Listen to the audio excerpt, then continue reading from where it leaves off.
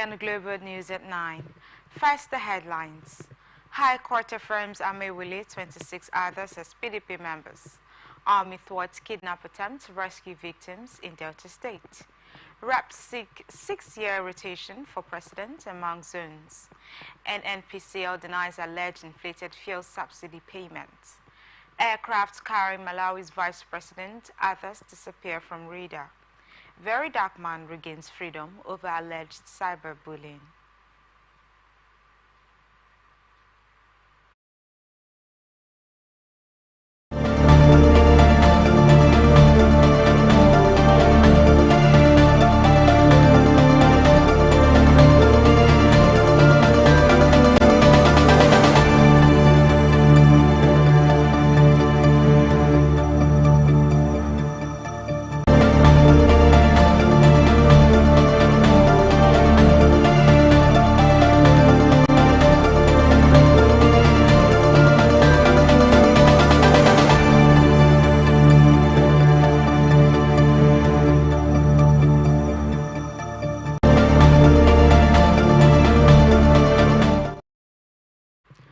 And now the news in details.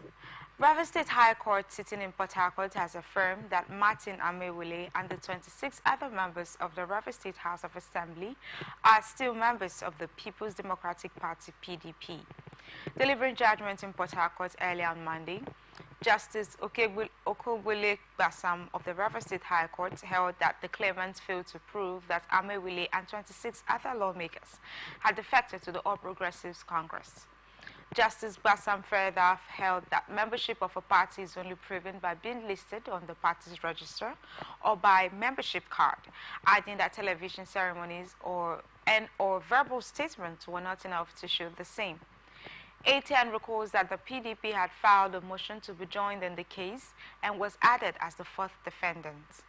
Justice Basam further held that the Rivers State government is bound to obey all laws passed by the Assembly as they are still members in the PDP. Hence, their names are still in the PDP's membership register as provided by the party. He further posited that the state government is bound by the laws made by the Assembly as they are still members of the PDP and as such haven't lost their seats. Nigeria Security and Civil Defense Corps says it has arrested 3 suspects at an illegal oil refinery in Rivers State. This is contained in a statement by the Corps spokesperson, Babawale Afolabi, on Monday.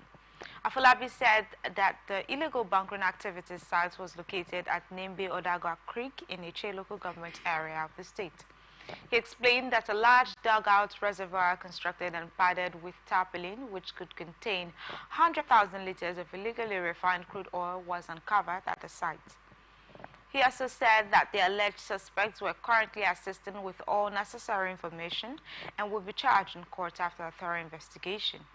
He commended some citizens who had constantly provided information to the Corps and encouraged them not to relent in giving actionable intelligence that will lead to the arrest of the perpetrators.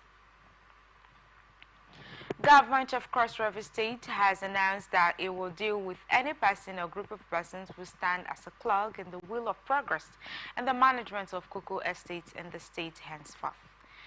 In a statement signed by Jill and Ensa, Chief Press Secretary to Governor Basi Otu, the government immediately disbanded the suspended cocoa allocation task force and surveillance team in the 4 government-owned cocoa estates in Etung local government areas set up by the Cocoa Allocation Committee, including other groups operating under the guise.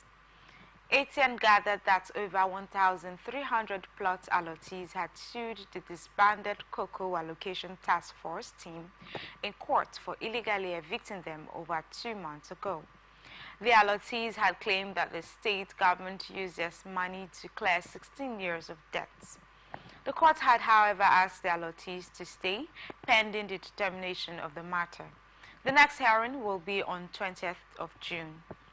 Governor also had said his administration is committed to seeing an end to unnecessary squabbles and infractions in the management of state-owned cocoa estates. Governor Umo Eno of Akwa Ibom State has relieved Dr. Basi Okono of his duty as Commissioner for Special Duties with immediate effect. Secretary to State Government Prince Enobong Uwa announced this in a statement on Monday. In the meantime, the ministry will be supervised by the Secretary to the State Government pending the appointment of a new commissioner. ATN reports that Dr. Okon becomes the first commissioner to be sacked by Governor Eno. It was speculated ahead of Eno's administration's 1 year in office that the governor has been under pressure to reshuffle his cabinet made up of majority appointees he inherited from his predecessor, Udom Emmanuel's administration.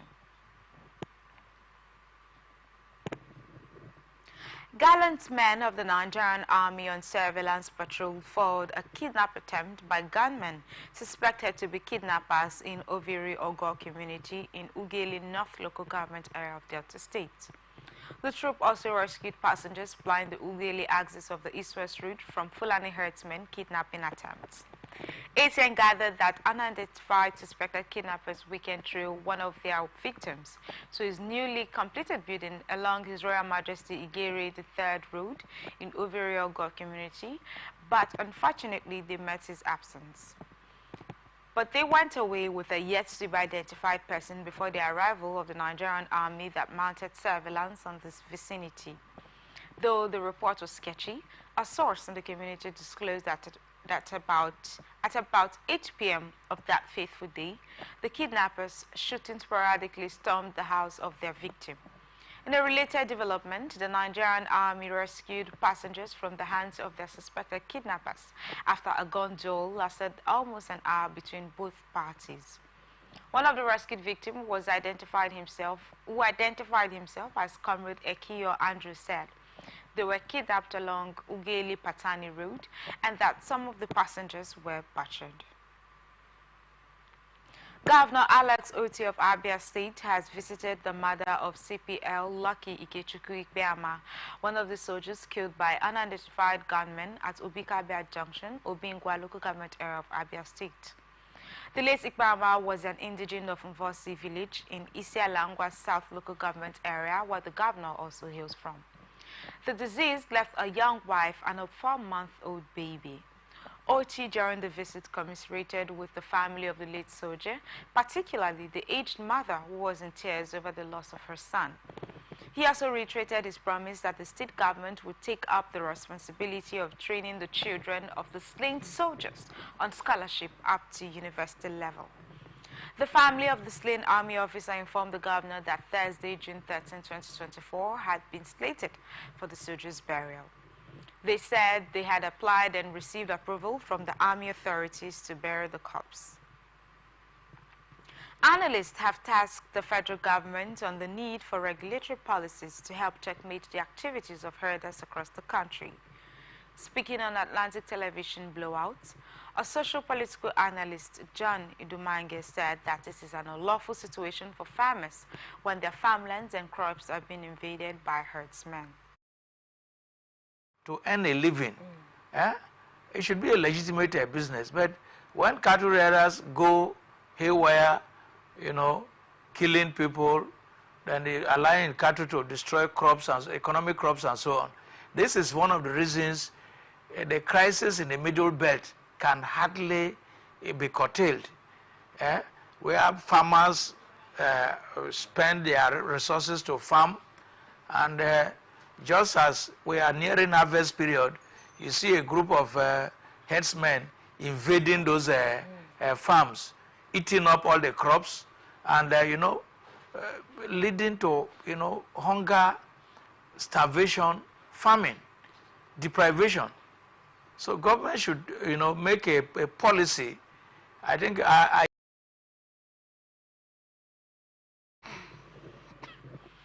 Speaking further, John Idumange maintained that ranching is global best practices on livestock rearing. Sure. Because when they ranch, cattle rearers can, this migratory nature of cattle rearers will automatically stop. Where you have a ranch and these things are fed.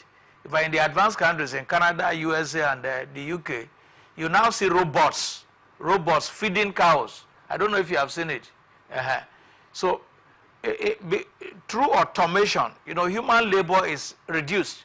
Not this thing we are seeing here where You see a cattle rider parading with the cattle, moving from Port Harcourt to Inagua, moving from Port Harcourt to Ahoda, devastating. ATN recalled that Igbo women in Abia State who spoke under the umbrella of Igbo Women Assembly called for the immediate disarming of violent herdsmen wreaking havoc in various communities in Southeast, lamenting that farmers are scared of going to their farm due to attacks and criminal activities of the herders. They also decried the high cost of food items in the zone. Independent National Electoral Commission (INEC) has said that the rescheduled rerun election for the Enugu South 1 state constituency was postponed due to security reasons. ATN recalls that this is the third attempt by INEC to hold the election. The INEC resident electoral commissioner in the state, Chukwuemeka Chukwu, made this disclosure in Enugu on Monday, saying that the postponed election was cancelled earlier last week due to security considerations. The REC said that the rerun election, which was fixed for June 8, would now hold at a later date to be communicated by the Commission. Economic and Financial Crimes Commission (EFCC) has denied allegations of brutality during a recent sting operation in Akure, Ondo State. In a statement issued on Monday, EFCC spokesman Dele Oyewale said the video evidence purported to show brutality by its operatives was stage-managed and false. Oyewale confirmed that the Commission arrested 127 suspected internet fraudsters in a simultaneous raid on 2 clubs in Akure on Saturday, but denied using tear gas or brutalizing any suspects. According to Oyewale, the EFCC operatives conducted themselves professionally and no damage was done to the CCTV facility at the scene. The Commission has begun profiling the suspects and will prosecute them accordingly, Oyewale added. ATN recalls that the EFCC statement came after a video went viral showing 2 ladies with lacerated bodies alleging that they were brutalized by EFCC operatives during the raid. Some youths in Akure, Ondo State capital, on Monday protested against the invasion of some nightclubs in the state by operatives of the Economic and Financial Crimes Commission (EFCC). The protesters were kicked against the commando style in which the anti-graft agency invaded the club, stated that the destruction of facilities in the club was not necessary. Recall that at the weekend, the EFCC operatives stormed the popular Signatures and Alba Royale clubs, where 127 suspected internet fraudsters were arrested, including a groom-to-be. The Ibadan Zonal Office of the Commission, which confirmed the raid, disclosed that the arrested suspects were picked based on intelligence reports. Condemning the raid, the protesting youths emphasized that the brutality meted on the suspects by EFCC operatives was uncalled for. One of the protesters, Oluwaseun Ogumala, who spoke with our ATN correspondent, said the raid by the EFCC was contrary to the agency's ban on night operations. Ogumala demanded that those arrested and profiled as internet fraudsters in the Akure clubs be released unconditionally. Another protester, Toby Akinobi, said, in Nigeria now, youths cannot use phones or laptops. They can't drive cars because the EFCC sees them as fraudsters. Ondo State Police Command has called for calm as youth stormed major roads in Akure, the Ondo State capital, to protest alleged brutality of the operatives of the Economic and Financial Crimes Commission (EFCC). ATN recalls that the EFCC operatives had in the early hours of Saturday stormed 2 nightclubs in Akure, arresting 127 youths they alleged to be internet fraudsters. According to the protesters, the EFCC operatives molested the youths, arrested some, and damaged some properties. The protesters, armed with placards to express their grievances, called for justice for their friends. The Commissioner for Youth and Sports Development in Ondo State, Saka Ogunleye, appealed to the youths to calm down, saying the government would resolve the matter. Meanwhile, in a statement posted on its official social media handle, the EFCC noted that the 127 youths arrested during the operations were suspected internet fraudsters. The Commission insisted that the operatives neither brutalized anyone nor damaged any property during the operation. Iyaganku Magistrates Court in Ibadan on Monday remanded one Taiwo Adewale, 35, who is facing charges of murder and attempted murder. The magistrate, Mrs. Adebola Adeola, who did not take the plea of the defendant for want of jurisdiction, ordered that he should be remanded at the Federal Correctional Center, Agodi, Ibadan. She directed the police to return the case file to the Director of Public Prosecution (DPP) for legal advice and adjourned the case until June 28th for mention. Earlier, the prosecutor, Inspector Iyabo Oladoyin, had told the court that the defendant allegedly committed the offences on January 28 at 5 p.m. at Ariku Oko village, Ibadan. Oladoyin alleged that Adewale unlawfully caused the death of one Semeyo Olaosebikon, 46, by shooting him with a gun.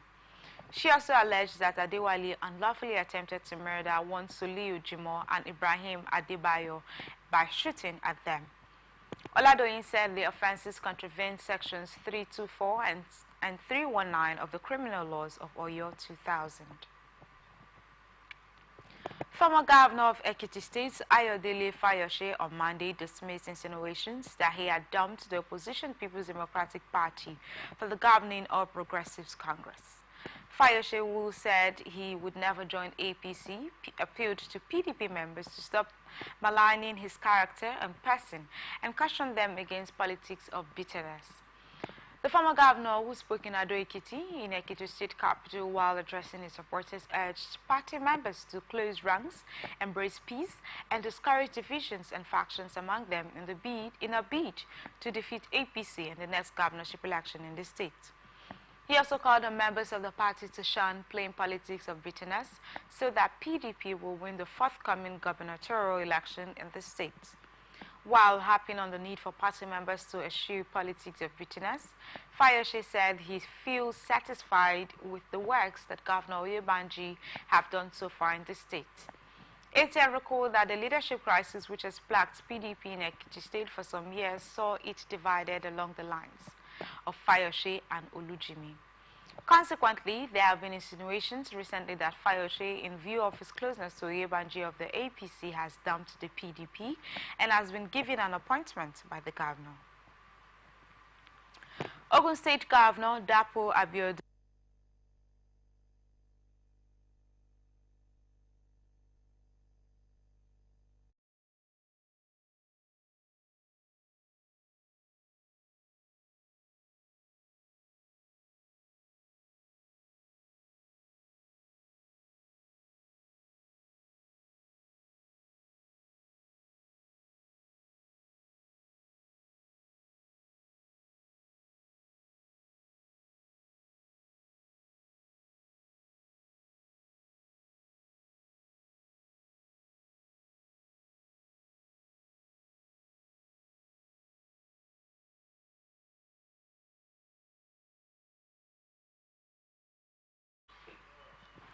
Ogun State Governor Dapo Abiodun has approved an immediate increase in the quarterly payment of gratuity from 1 billion naira to 2 billion naira. The increase represents 100% in aggregate for both the state and local government pensions. Adesoji Adewuyi, Permanent Secretary, Bureau of State Pensions, who spoke in his office at Okemosan, Abeokuta, said the gesture was another government's effort at alleviating hardship faced by senior citizens in the face of present socio-economic challenges in the country. Adewuyi disclosed that government had also set aside 3% of the gratuity for pensioners with urgent medical needs or hospital bills. In a related development, Adewuyi noted that the state government has constituted a consequential adjustment committee with a directive to review the pensioners' monthly income in line with the present economic reality. According to the Permanent Secretary, under the new arrangement, monthly pensions which statutorily should be reviewed every 5 years would now be 10,000 naira for those earning below the benchmark. In his response, the chairman of the Nigerian Union of Pensioners, NUP, Wahid Oloyede, expressed gratitude to Governor Abiodun for deeming it fit to increase the quarterly gratuity. He noted that the increment would assist pensioners in coping with the economic challenges facing the country. 6 governors of the Southwest Geopolitical Zone met in Lagos on Monday and appointed Governor Babajide Sanwo-Olu of Lagos State as the new chairman of the Southwest Governors Forum. ATN gathered that all the 6 governors in the Southwest adopted and unanimously elected Lagos Sanwo-Olu as chairman. Governors from Southwest states convened at the Lagos House in Ikeja, Lagos State for their zonal meeting earlier today. ATN also gathered that this comes nearly 4 months after the death and burial of the last chairman of the forum, former Ondo State Governor Rotimi Akeredolu. Since Akeredolu's passing, the leadership of the forum has remained vacant. He was, however, silent on the decision taken on the issue of ongoing minimum wage controversy between the federal government and organized labor, saying that they await final outcome between the two parties. The 6 governors that attended the meeting includes Ogun State Governor Dapo Abiodun, Oyo State Governor Seyi Makinde, Osun State Governor Ademola Adeleke, Ondo State Governor Lucky Aiyedatiwa, and Ekiti State Governor Abiodun Oyebanji. Following the alleged intimidation and harassment on its members, the Correspondents' Chapel of the Kano State Chapter of the Nigerian Union of Journalists has decided to boycott all activities of the Kano State government. The chapel took the decision after an emergency Congress meeting at the NUJ State Press Center in Kano on Monday. The chairman of the chapel, Mr. Aminu Garko, explained that the decision was taken in response to the persistent and unacceptable harassment and intimidation of journalists in the state by the government and its agents. Stressing that a free and independent press is essential to a functioning democracy, he noted that the chapel would not tolerate the harassment and intimidation of its members. Bandits have forced the residents of Bassa, a farming community in Niger State, to abandon their homes following a brutal attack that left 20 people dead. Sani Musa, the senator representing Niger East Senatorial District, disclosed the tragic news on Monday while commenting on the beheading and killing of 20 youths and members of Bassa, a community in Shiroro local government area. The senator stated that the attackers had beheaded 10 youths and killed another 10 residents for allegedly resisting the bandits' demands to join their group. ATN gathered that the recent attack on Bassa took place on Thursday. The bandits rounded up about 20 people, intending to conscript them into their ranks. When 10 of the youths resisted, they were beheaded. The remaining 10 were shot dead. ATN recalled that in April, the same group reportedly attacked Alawa community, killing 9 residents after overpowering soldiers stationed in the area.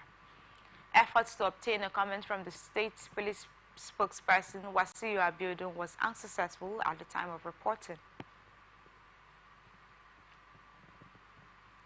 2 soldiers have been hospitalized after bandits operating in Tegina, Rafi local government area of Niger State shot and wounded them at their military base. Rafi is one of the hotspots local government areas in the state where bandits have been terrorizing residents and making it impossible for the farmers to engage in their vocation. The incident was said to have occurred in the early hours of Monday during a gun duel between the soldiers and the bandits. Meanwhile, one of the bandits' leaders was killed in the gun duel. ATN learns that the bandits were attempting to cross to Mashegu and Wushishi local government areas of the state to rustle cattle when they encountered the soldiers. The chairman of Rafi local government, Awa Ayuba Katako, confirmed the incident in a telephone chat with our correspondent. Katako said the 2 shot soldiers were being treated at the IBB Specialist Hospital, Mina. The state military cantonment in Mina could not be reached, just as the police spokesperson Wasiu Abiodun could not also be reached at the time of filing this report. Troops of Operation World Punch and Operation Forest Sanity 2 have killed 2 bandits during clearance operations in the Regina General area of Kachia local government area of Kaduna State. ATN reports that this is coming less than 24 hours after troops took a fighting patrol to the Kachia-Kajiru general area, where they encountered bloodthirsty bandits and killed 5 of them on Sunday. The State Commissioner of Internal Security and Home Affairs, Samuel Arua, in a statement on Monday, disclosed that troops on clearance operation encountered some bandits in a gun duel in the regional area and killed 2, while scores escaped with gunshot wounds. According to him, the troops recovered 3 AK-47 rifles, 2 motorcycles, 2 AK-47 magazines, 19 rounds of 7.62 millimeters ammunition, 2 mobile phones, and 2 MP3 players. Governor Ahmadu Fintiri of Adamawa State has announced a minor cabinet reshuffle. The exercise involves 4 commissioners in what Fintiri describes as an effort to optimize his administration's performance. The reshuffle translates into Mrs. Nado Jaffrey Kofuto, who was Commissioner for Information, now taking on the role of Commissioner for Women Affairs. According to a statement released Monday by the Governor's Chief Press Secretary, Humwashi Wanosiku, Mrs. Wunfe Anthony moves from the Ministry of Women Affairs to the Ministry of Transportation. Mr. James Ilya, previously Commissioner for Entrepreneurship, takes over Commissioner for Information, while Hamajumba Gatugel, formerly of the Ministry of Transport, is now in charge as Commissioner in the Ministry of Entrepreneurship. According to the government statement, Governor Fintiri expressed confidence in his commissioners' ability to deliver on their new responsibilities, saying this reshuffle is designed to maximize our team's strengths and improve services to the people of Adamawa State. Commandant of the Nigeria Security and Civil Defense Corps NSCDC Federal Capital Territory FCT Command, Dr. Olushola Odomushu, has called for the regulation of pan-ticker markets in the FCT. This is in response to the ongoing theft and vandalization of government infrastructures in Abuja and its surroundings. Odomushu emphasized the need to regulate these markets because stolen infrastructures often end up there and are readily bought. Intelligence reports have revealed that there's a significant market for damaged and vandalized government infrastructures, contributing to criminal activities in the FCT. Odomoshu made the remarks while addressing personnel of the command during the Monday Master Parade at the NSCDC FCT Command headquarters. He stated that the FCT administration needed to regulate the pan-ticker markets in the territory. He said intelligence gathered revealed that most vandalized items end up in the pan-ticker market for sale. According to him, proper regulation will not only help to curb the excesses of criminally minded dealers who receive items from vandals of public facilities, but it will also foster economic stability by ensuring that only legitimate activities and authentic products are bought or sold in the market. You're watching the Global News on Atlantic Television Network. We will be back after this break. Corruption not in my country. Driver, why you just dey jack us up and down like this now? I hope nobody carry belle. Why you ask oh? Because this road where they see so, it no guarantee safe delivery. We just dey vote for government, but we not get good governance. At all. Road so e no dey, light o usai, the infrastructure nko e come turn to be forbidden fruit for the city. Corruption, well everything.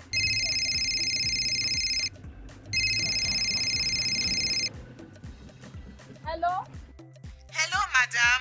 Good afternoon. Good afternoon. My name is Mrs. Ayeni. I am calling from the Ministry of Humanitarian Affairs. Okay. Okay, I've been expecting your call. Madam, remove this your phone from loudspeaker. No vex, now my phone be like that. Hello? Are you there? I hear, I'm hearing you. Yes. We saw a copy of your invoice for computers, printers, and laptops. Yes. Are you working on them now? Ma, the prices you quoted are way too high now. Madam, sorry please don't cost. We found the laptop you said is 1.8 million naira for 600,000 naira. Hello? Now my body network there. I can't hear you. Network is bad. Madam, we can hear you. Continue. Hello, I can't hear you. I will call you back. Their behavior not good now. Madam, now this kind behavior they kill our country. You suppose do things differently. Make Nigeria for better. Corruption not in my country. This message is brought to you by the Akin Fadeyi Foundation, the MacArthur Foundation, and with broadcast support from Atlantic Television Network.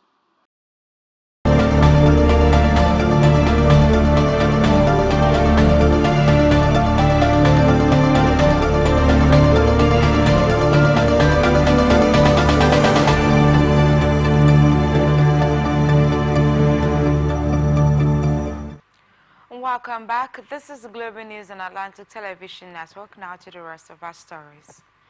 Federal Ministry of Works has fixed the vandalized railings and expansion joints used to absorb the thermal expansions at the second Niger Bridge. Uchenna Orji, the special advisor on media to the Minister of Works, Dave Umahi, disclosed this to our ATN correspondent on Monday. Orji said the vandalized sections of the bridge were fixed on Sunday. He added that the Federal Ministry of Works is working with the police and other security agencies to tighten security and also to stop vandalism on the bridge and save the superstructure from further damage. ATN recalls that this is following a video that circulated on social media last Monday showing how some rail fittings and expansion joints installed on the bridge were uprooted and vandalized by suspected vandals. Sharing the video last Monday, a popular social media user stood on the bridge while advising drivers to be cautious of the uprooted joints, especially at night. The Minister of Works had expressed deep shock over the development, lamenting that reports of vandalism were still being recorded, despite the presence of the private security outfit deployed by the Federal Ministry of Works to the main area. ATN also recalled that last week, the Delta State Police Command dispatched a team of policemen to the vandalized section of the second Niger Bridge. The Delta State Commissioner of Police, Abaniwanda Olufemi, said the move was to secure the place. Our correspondents who visited the bridge on Monday observed that the field sections have been covered as vehicles moved smoothly. Although the faulty street lights have yet to be fixed, a situation that causes darkness on the bridge at night. Chairman of the Independent National Electoral Commission, Professor Mahmoud Yakubu, on Monday underscored the importance of professionalism and competence among the election personnel for the success of elections.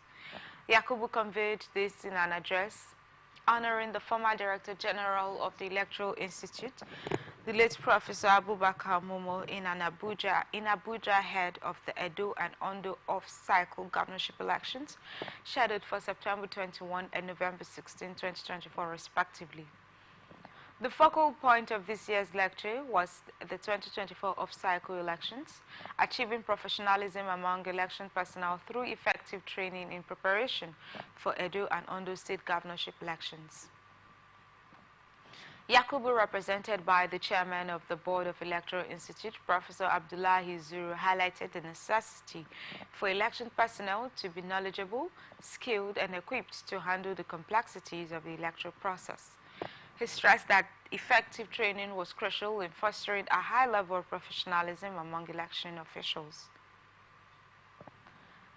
Group of lawmakers in the House of Representatives on Monday proposed some amendments to the 1999 Constitution, which they believe will improve governance in the country. The group led by Ikenga Ugochinyere, member representing Ideato Federal Constituency, proposed a 6-year single tenure for the president and the 36 state governors. The group, the reform-minded legislators, said its proposals on the political and electoral reform bills going for second reading would help reduce the cost of governance and campaigns, unite the country, ensure a seamless transition, continuity, uninterrupted development, justice, equity, independence of the Independent National Electoral Commission, INEC, efficient use of state resources, tackle nepotism, state capture, and corruption in electoral processes. The lawmakers also sought the creation of offices for 2 vice presidents, one from the southern region and the other from the northern region of the country. According to them, the first vice president would be succession VP, while the second vice president would be minister in charge of the economy, and both shall be ministers. The group also proposed an amendment to the Electoral Act 2022 to ensure that all governorship elections are held on the same day. The group also proposed constitutional alteration to provide for the rotation of executive powers among the 6 geopolitical zones to ensure equal representation and reduce the desperation and tempo of agitation for the creation of states. Minority Leader of the House of Representatives, Rep. Kingsley Chinda, representing PDP Rivers, has called for a return to the parliamentary system of government. Chinda, who made the call on Monday in Abuja, said there was a need to practice a homegrown parliamentary system of government to address challenges facing the country. The lawmaker explained that the current presidential system of government was copied without recourse to native background. Chinda said that government after government had made efforts to cut the cost of governance in Nigeria. He said that efforts made to merge agencies of government and to slash allowances and salaries of public office holders had not been achieved. He said the parliamentary system of cost-effective and self-cleansing, as it does not require much to remove a corrupt officer and make people in public office sit up. ATL reports that the parliamentary system is a form of government in which the party with the greatest representation in the legislature forms the government, with its leader becoming prime minister. Organized labor has said it will not accept any 62,000 naira or 100,000 naira starvation wage as the minimum wage for the Nigerian workers. According to Oyeka, the 250,000 naira latest demand at the last meeting of the tripartite committee on minimum wage on Friday as a living wage for an average Nigerian worker stands. ATN reports that the development was made known by Chris Oyeka, the Assistant General Secretary of the Nigeria Labour Congress (NLC), while speaking on a TV program on Monday. Oyeka said the one-week grace period given to the federal government last Tuesday, June 4, 2024, would expire by midnight of Tuesday, June 11, 2024. According to him, should the federal government and National Assembly fail to act on the demands of workers by tomorrow, Tuesday, the organs of the NLC and Trade Union Congress (TUC) would meet to decide on the resumption of the nationwide industrial action relaxed last week. Organized labor has said it will not accept 62,000 naira or 100,000 naira starvation wage as a minimum wage for Nigerian workers. According to Oyeka, the 250,000 naira latest demand at the last meeting of the tripartite committee on minimum wage on Friday as the living wage for an average worker stands. Reacting to this, analysts have identified that the amount for the new minimum wage requested by the Nigerian Labour Congress is unachievable. Speaking on Atlantic Television Open Conversation, a social-political analyst, Asim Adam, stated that the amount demanded by the NLC as new minimum wage is not fair and unrealistic considering the level of inflation it will push to the economy. A staff strength of over 20.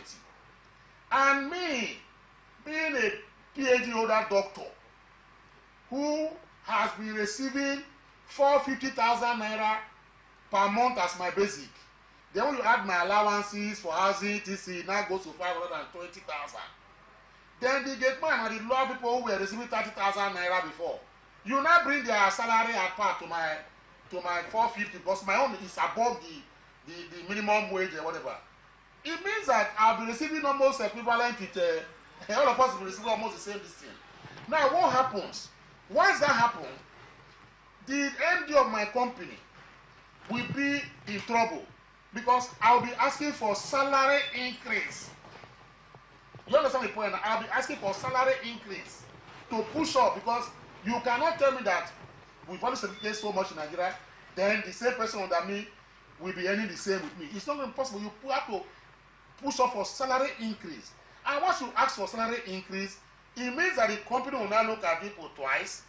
The of Local Government Area of Nigeria, Algon, has said it can't afford to pay the proposed 62,000 naira new national minimum wage.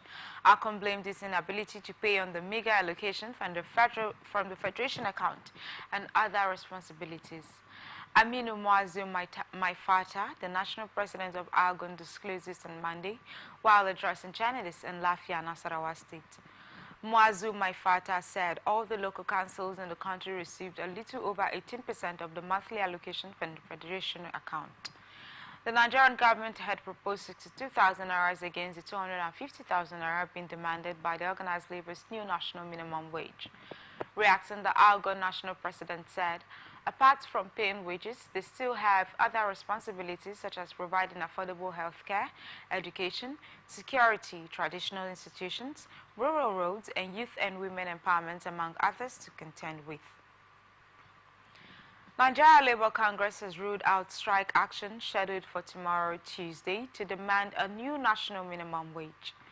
The NLC President Joe Ajero made this known on Monday during the ongoing International Labour Conference taking place in Geneva, Switzerland.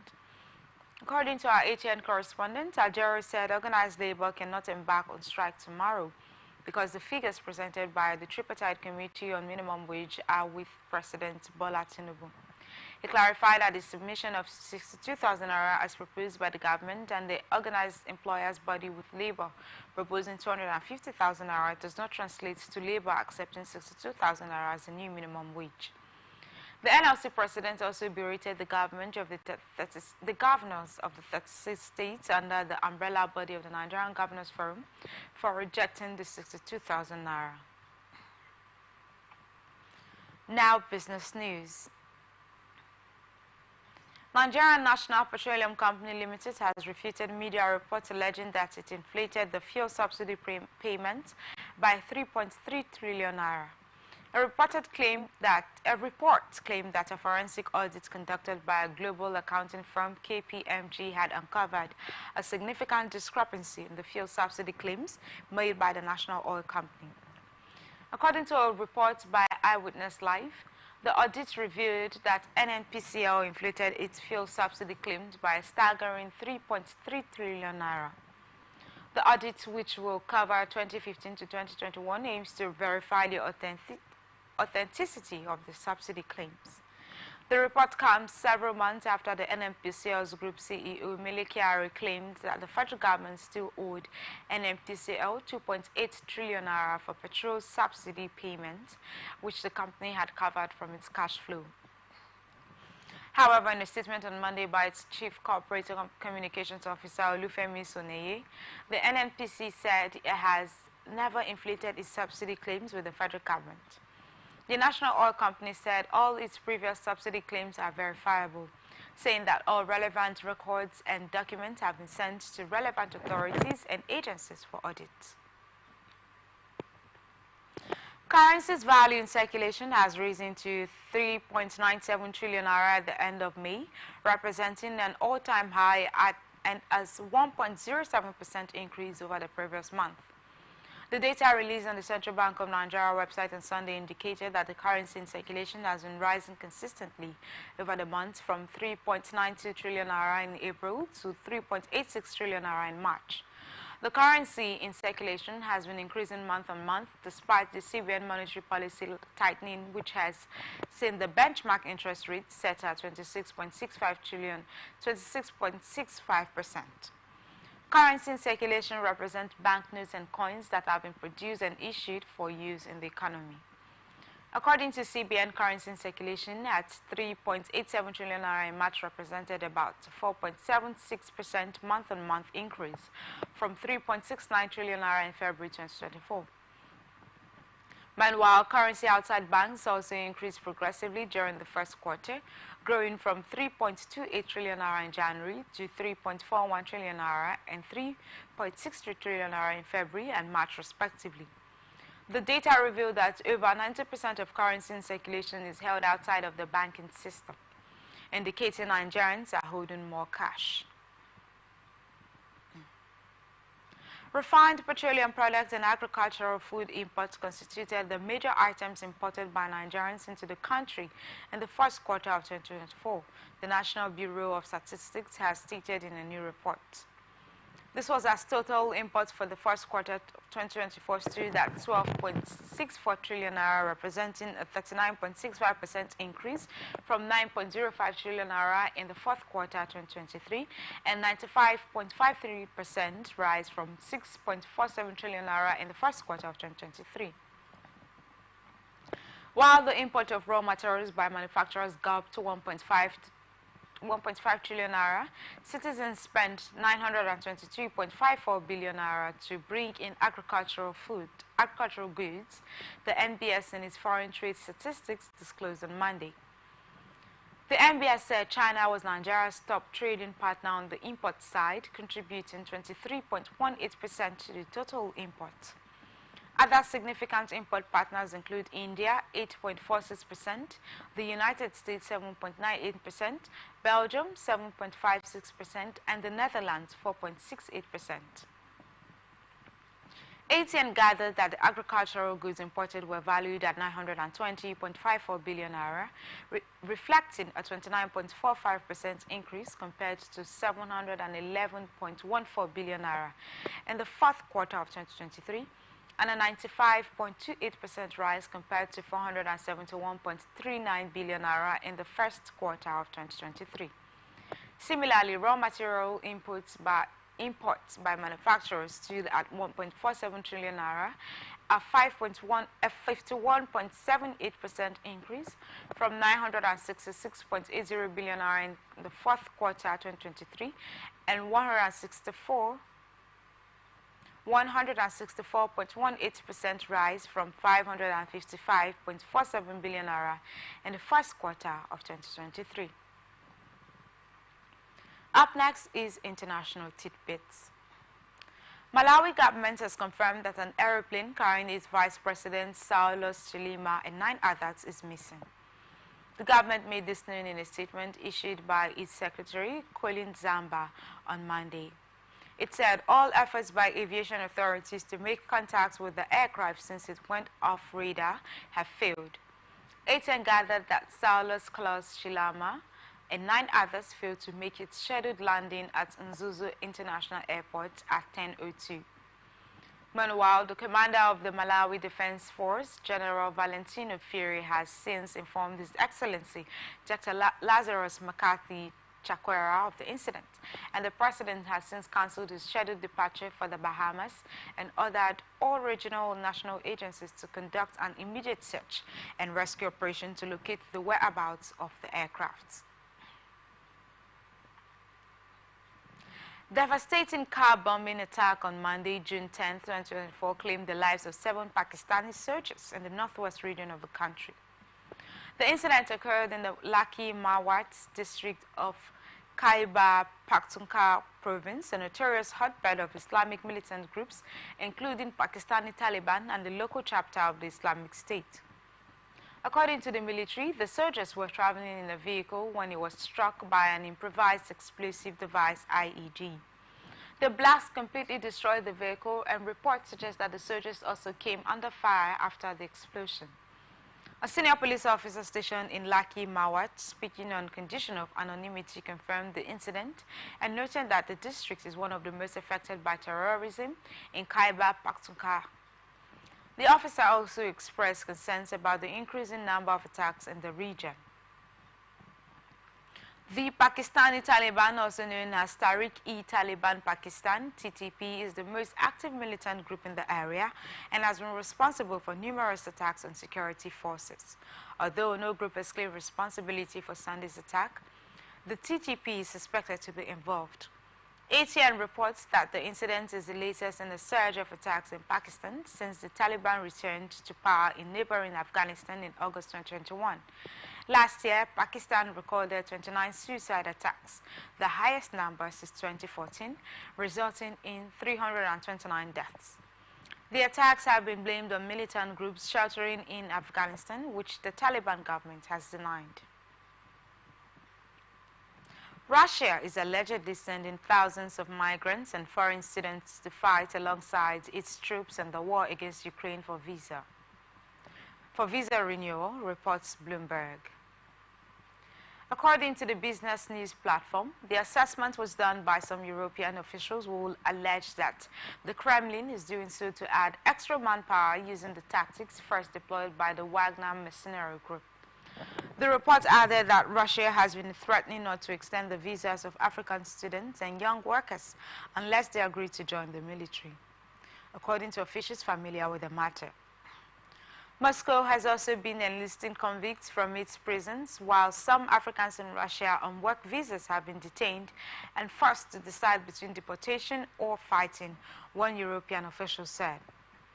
Some of those people had been able to bribe officials to stay in the country and still avoid military service, said the official, who, like other people cited, spoke on condition of anonymity. British Prime Minister Rishi Sunak said he had not considered quitting ahead of the election amid the continued fallout over his early departure from D-Day commemorations. Sunak vowed to carry on until the last day of his campaign as he sought to dampen reports that he might resign ahead of polling day on July 4th. Criticism of his early exit from the 80th anniversary of the Normandy landings dogged the British Prime Minister over the weekend when he kept a low profile and avoided questions from reporters. He was out campaigning on Monday where he said that he would not stop fighting for the future of the country. And now entertainment news. Federal High Court in Abuja has granted bail to social media influencer and blogger Martins Vincent Ose, popularly known as Very Dark Man. Ose, who spent almost 3 weeks in detention, was released from police custody after satisfying his bail condition on Monday. However, the details of the bail condition were still sketchy at the time of filing this report. ATL recalls that on May 22nd, Ose was arraigned at the Federal High Court in Abuja on 5 counts bordering on cyber stalking. One of the charges, which was filed by the Nigeria police, alleged that the defendant posted videos on his Instagram handle containing information that was grossly offensive, pornographic, or of an indecent, obscene, or menacing character. In another charge, the defendant was said to have alleged that Iyabo Ojo was having an indecent sexual relationship with her daughter. Police further claimed that the defendant alleged that Tonto Dike was the person behind the gossip blog Gist Lover. The social media celebrity, however, pleaded not guilty to all the charges. The prosecution sought to have the social media critic in prison, but his lawyers applied for him to be kept in police custody. The court granted their request and he was taken to the National Cybercrime Center. ATN also recalled that the activist was first arrested on March 22nd, but released on March 31st. Nollywood veteran Hanks Anuku has shared how a viral video that falsely portrayed him as mentally unstable affected his career in mental health. ATN recalls that a disturbing video showing Anuku dressed in tattered clothes, appearing to talk to himself, surfaced online in 2022, sparking speculations that he was mentally unstable. Despite a disclaimer from his colleague, Shan George, many, including filmmaker Adam Maluk, insisted that the actor was mentally unstable, which led to the Actors Guild of Nigeria, AGN, launching an investigation into the matter. Addressing the incident for the first time in a chat with content creator Lucky Udu, Anuku revealed that the video was from a movie set. He disclosed that it was circulated by people trying to tarnish his reputation. He added that the video caused him personal pain, stressing that he lost friends and was blacklisted by filmmakers. Singer and businessman Mr. Easy has expressed his pride and admiration for his partner Temi Otedola as she secures a global appointment with an iconic brand. Temi has been appointed as the first African digital ambassador and the first Nigerian representative for the brand worldwide. Mr. Easy took to social media to celebrate his partner's achievement, sharing a beautiful photo of her and congratulating her on this well-deserved recognition. The singer praised his wife's hard work and dedication to her crafts, stating that he has been watching her build her brand with intention, diligence, and hard work over the years. Here now is ATN Sports News. Chairman of the Nigeria National League NNL, Mr. George Aloa, has said that his board has kept to their promise of repositioning the country's second-tier football league by running it professionally. The veteran sports journalist turned football administrator stated this in an interview with journalists ahead of the ongoing NNL Super 8 Championship in Enugu. Aloa said his administration has brought sanity to NNL. He added that from his assessment and reports from other independent observers and assessors shows that the league is well organized, and for the first time they saw teams winning away matches and picking maximum points on the road, which was not the case prior to the coming of the current board of the NNL. According to Aloa, the impressive performance of NNL teams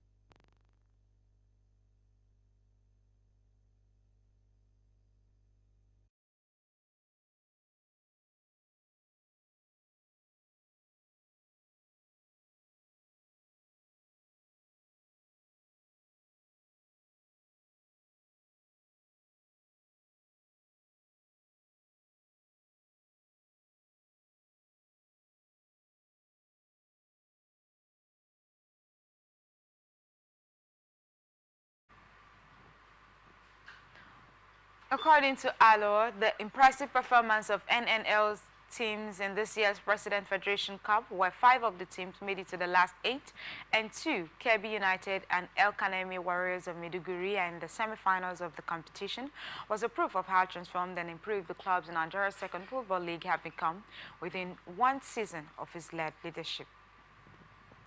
Real Madrid manager Carlo Ancelotti has declared that the Spanish giants will reject the invitation to participate in the upcoming FIFA World Cup, citing dissatisfaction with the competition's prize money.